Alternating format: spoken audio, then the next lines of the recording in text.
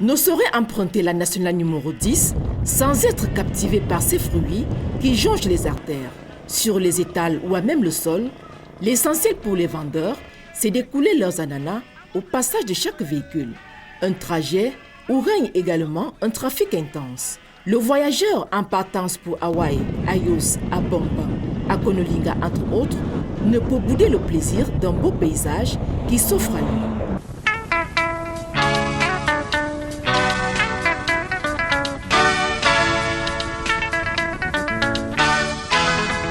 Et c'est dans le département d'Union et Fumo, à 90 km de la capitale politique et à 8 km d'Akonolinga, précisément à Akolo, que se dispute le championnat de vacances Bivo-Binam, acte 3.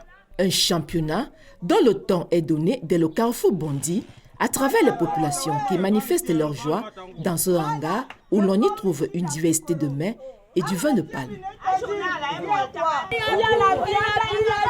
Même la tomate, il y a tout au carrefour.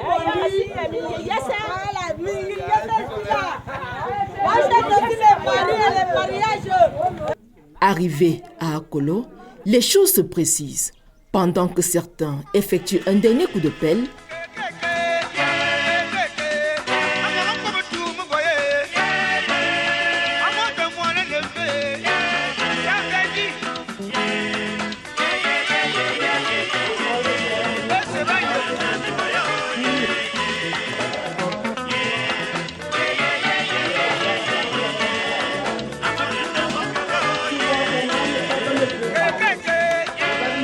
d'autres livrent une partie de Songo chez Maman Barbare, tenancière d'une buvette qui nous parle des origines du village Akolo. Cette sexagénaire est fière des revenus de son activité. Akolo était un bosquet, un très long bosquet. Les tribus qui sont à Akolo n'était pas un village. Les gens vivaient dans les forêts autant pour creuser les routes, pour faire le groupement des gens. Afin que la route passe là où se trouvaient les gens étaient éparpillés dans les brousses. On a fait dans les lignes et on a ramené les gens des brousses pour regrouper aux endroits qu'on a nommés les villages. Et c'est de là qu'on a nommé les villages ici à Kolos, c'est-à-dire rassemblement des gens. Avec les championnats alors, je vends tous les goûts d'abord parce qu'il y a beaucoup d'enfants. Parce que quand il y a les événements pour les grandes personnes, ce n'est que les bières qui passent beaucoup.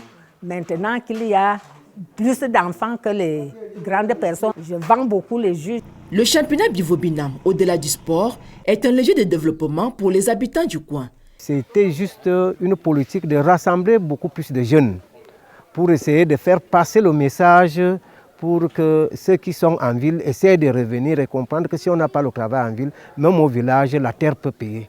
Le message qu'on laisse passer lors du championnat, c'est que les jeunes de notre village sachent que tous, fonctionnaires ou paysans, agriculteurs, peuvent trouver son compte lorsqu'on est tous organisés.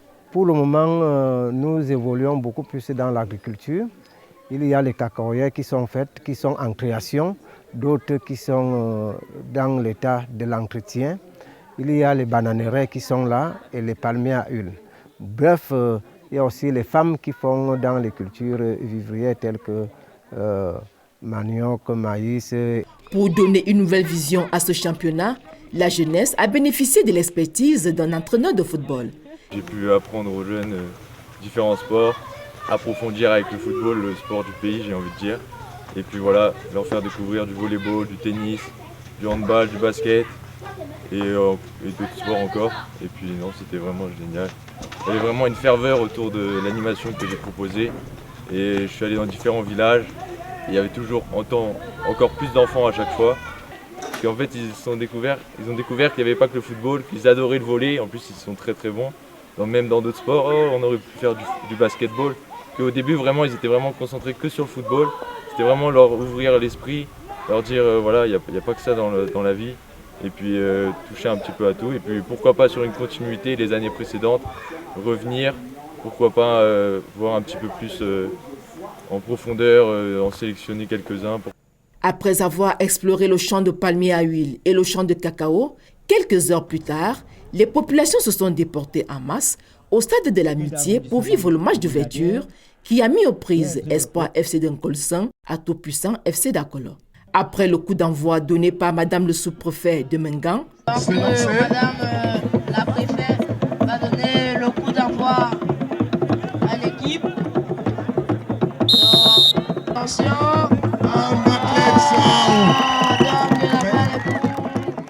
les deux équipes se sont lancées dans la bataille. 2 minutes plus tard, Espoir FC de Nkolsan accueille à chaud Tout-Puissant FC d'Akolo en inscrivant le premier but.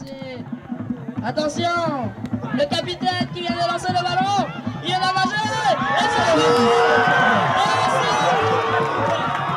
Exactement, le premier but de Nkolsan. Tout-Puissant d'Akolo revient à la marque avant la pause. Le temps pour la jeunesse de montrer son savoir-faire à travers des prestations scéniques.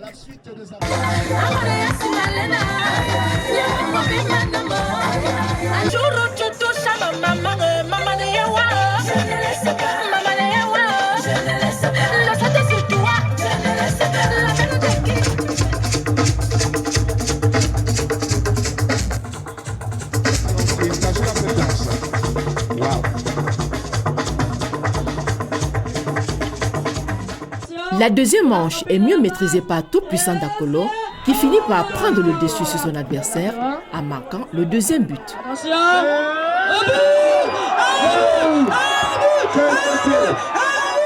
Je ne m'attendais pas à cette victoire. Bon, vraiment, je suis trop fait de ça pour ça. Et je prie à Dieu que je continue comme ça jusqu'à la fin du championnat. L'autorité administrative présente à ce lancement ne cache pas sa satisfaction. Nous sommes heureux, satisfaits de voir ce beau spectacle. La 3e édition Bivuebinam a grandi, a pris de l'ampleur.